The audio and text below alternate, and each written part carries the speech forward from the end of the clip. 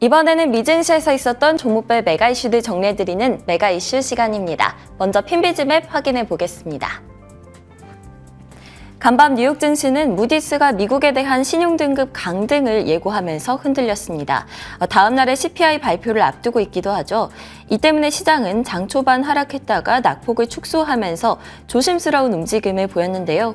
한편 모건 스탠리는 내년 6월까지 금리 인하가 없을 것이라면서 시장에 대한 중장기적인 약세 전망을 유지하기도 했습니다. 시장 전반적으로 종목별 장세가 이어지는 모습이었는데요. 마이크로소프트와 애플은 하락세를 나타냈고요. 엔비디아는 최신 칩을 공개하면서 1%가량 올랐습니다. 테슬라도 사이버 트럭 관련 소식에 급등세를 나타냈는데요. 일라이 릴리는 비만 치료제가 FDA 승인을 받은 후로 시장에 뜨거운 관심을 모으면서 상승세를 달리고 있습니다.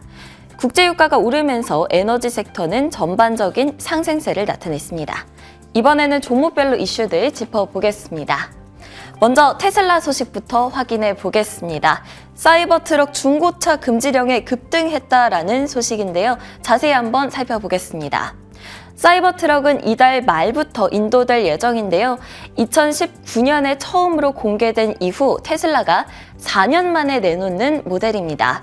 그간 생산이 거듭 연기가 됐었는데 지난 7월부터 양산을 시작을 했고요. 또 이달 말인 30일부터 공식적으로 고객들에게 인도가 될 예정입니다. 약관에는요, 사이버 트럭 1년간 재판매 금지라는 것이 명시가 되어 있는데요. 약관을 위반할 시 손해배상 소송이 제기가 가능하다. 또 차량 판매가 거부 가능하다라는 내용이 담겨 있습니다. 왜 이렇게 하냐라고 하면 최근 전기차 시장에 새로운 경쟁사들이 정말 많이 진입을 하면서 경쟁이 심화가 됐었죠. 이 때문에 점유율을 확보하기 위해서 테슬라는 가격 인하 조치를 계속해서 시행을 해왔는데요.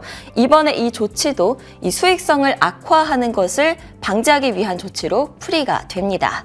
일론 머스크 CEO는 생산이 시작이 되면 연간 25만에서 50만 대를 인도할 수 있을 것이다 라고 장담을 했는데요.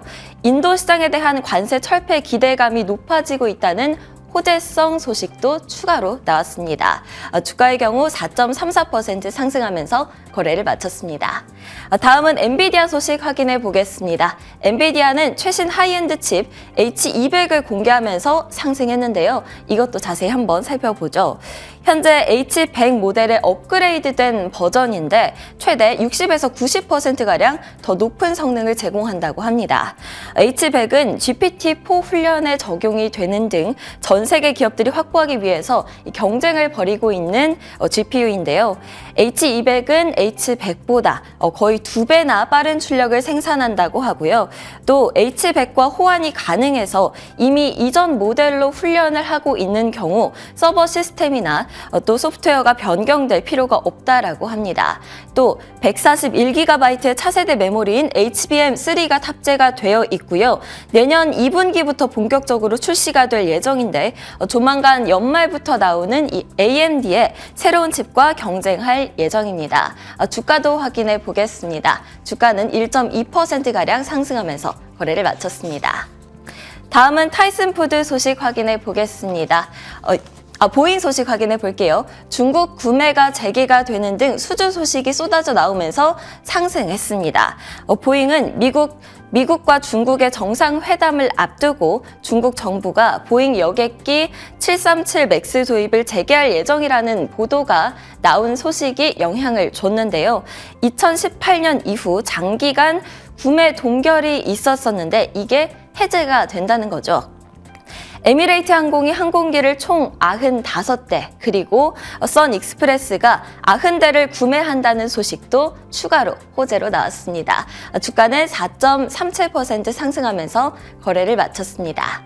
다음 소식도 확인해 보겠습니다. 크라우드 스트라이크인데요. 스티펠에서 투자 의견을 매수로 상향하면서 상승했습니다.